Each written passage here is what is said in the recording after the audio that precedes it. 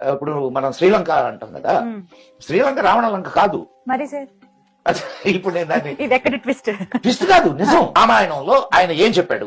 మహేంద్ర పర్వతం నుంచి హనుమంతుడు 100 యోజనాల దూరంలోని లంకకు వెళ్ళాడు. 100 యోజనాలు అని అంటే 1200 కిలోమీటర్లు.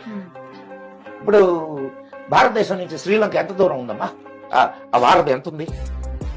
చాలా తక్కువ, 50 కిలోమీటర్. శ్రీలంక విస్తీర్ణం ఎంతో తెలుసా? 346 కిలోమీటర్లు.